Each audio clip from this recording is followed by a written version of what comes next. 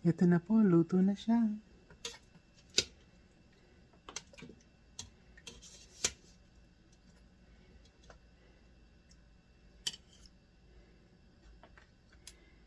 Ilipat po natin sa serving bowl natin.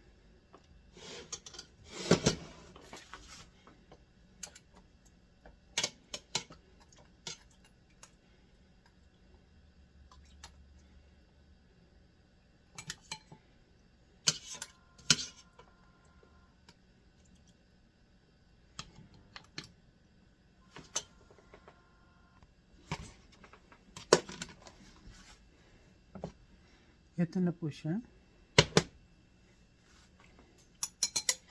Ayan, naalisin po natin yung mga herb.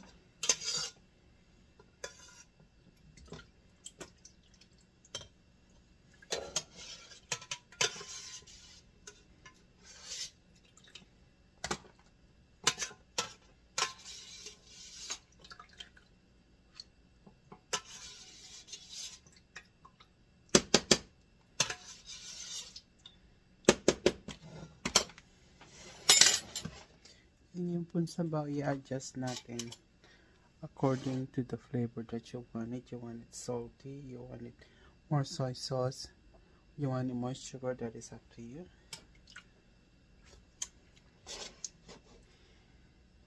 For me, kailangan po siya ng konting asin. Let's put some kosher salt.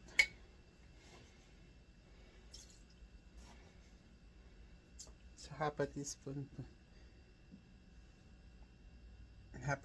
so 1 teaspoon total po siya. And then let's put a little bit of sugar and a little bit na soy sauce.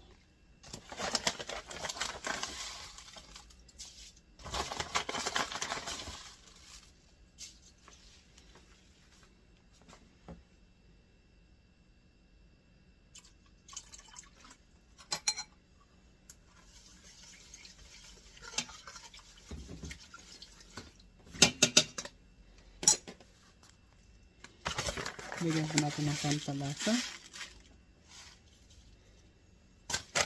Magic sarap. Pork bouillon, beef bouillon, or whatever, chicken bouillon. Halo-halo.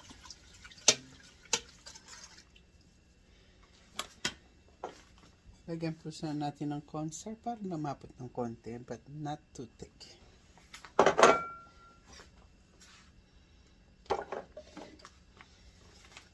Dissolve po natin yung cornstarch. Huwag pong flour, kailangan cornstarch. So, ito, 1 tablespoon po siya ng cornstarch at konting tubig para ma-dissolve lang.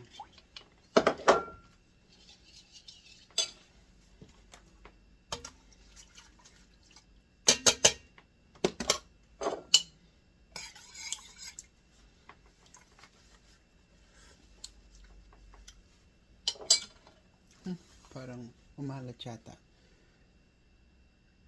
But anyway, ilalagay po natin siya sa pagtatoppings natin yung sauce sa karne natin.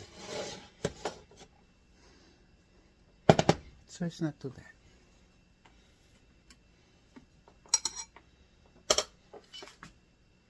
So ilagay po na natin yung ating cornstarch.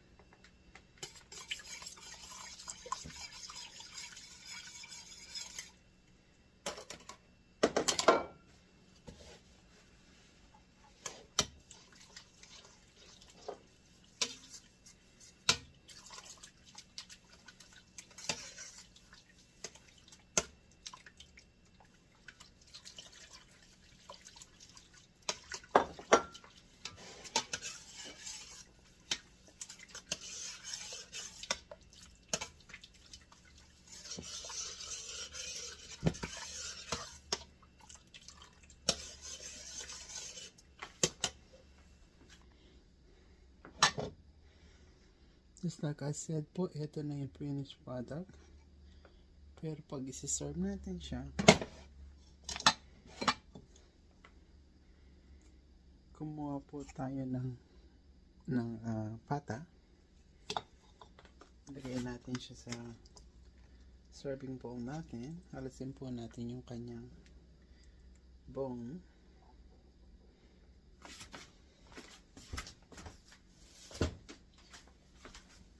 And yung itlog po,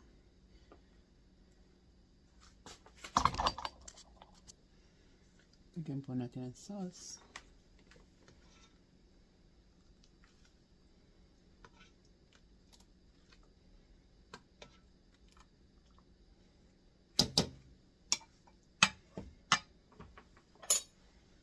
Lagyan po natin itlog.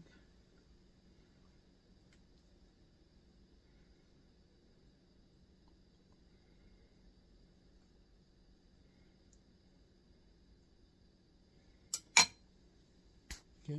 Lagyan po natin ng konting dekorasyon.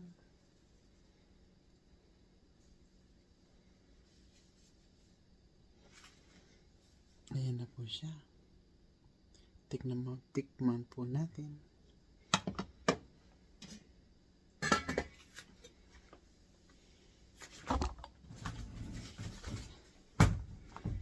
Tikman time.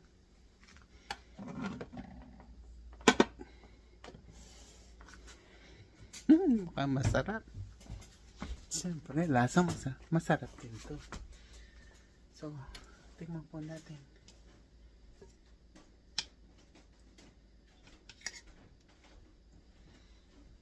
Unang subo po.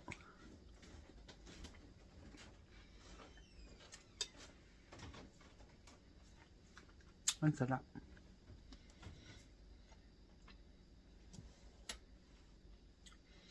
Siyempre, kainin nyo ito na may kanin.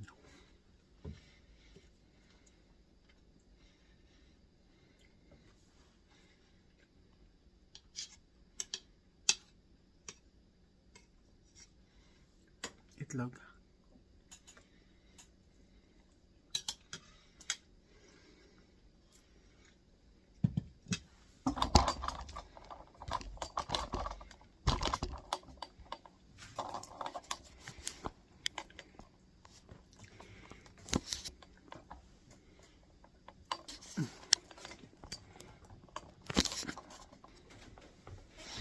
Sana magustuhan niyo po yung yung recipe. Maraming po salamat po sa panonood. Sa uulitin po. Ito po si Teresa, Misty Home Cooking. Ito po yung ating patatim Thai style. So, maraming salamat po. Till next video. Enjoy cooking. Bye!